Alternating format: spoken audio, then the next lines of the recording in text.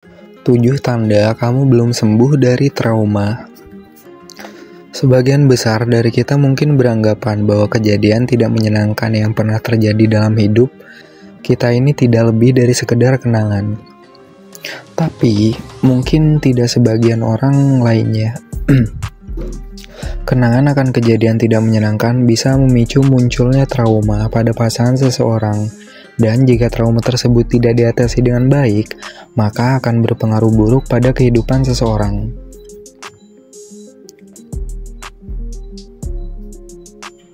Dan berikut ini 7 tanda bahwa kenangan buruk tersebut tidak hanya sekedar kenangan, tetapi menjadi trauma yang hingga sekarang belum disembuhkan.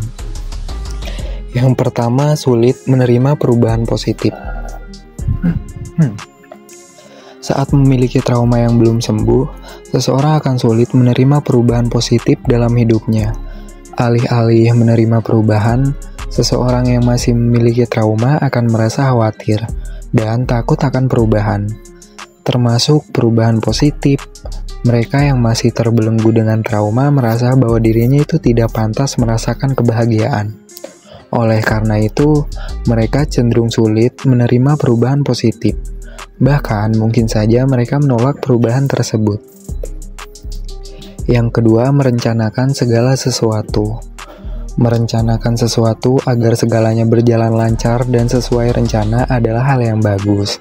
Tetapi orang yang memiliki trauma cenderung terobsesi dengan memegang kendali penuh akan segala sesuatu.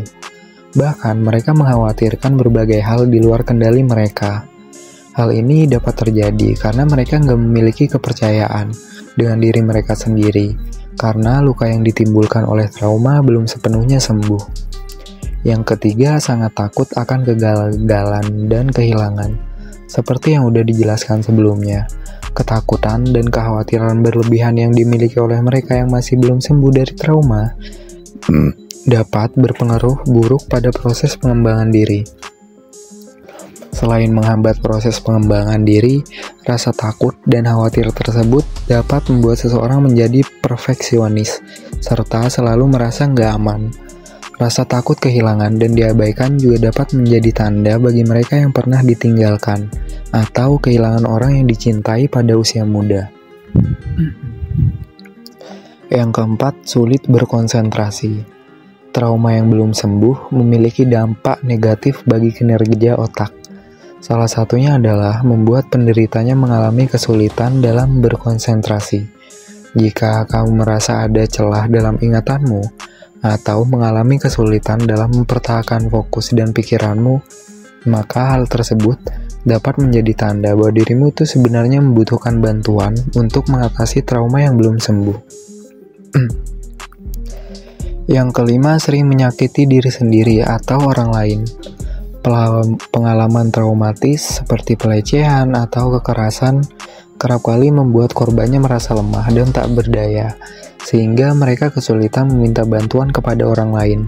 Dalam kasus ini, mereka yang memiliki trauma cenderung lebih suka memendam semuanya sendiri, dan hingga akhirnya hal tersebut menyakiti dirinya sendiri. Ketakutan akan ditolak, dipandang lemah, serta dihakimi adalah beberapa hal yang menghambat mereka dari meminta bantuan dari orang lain.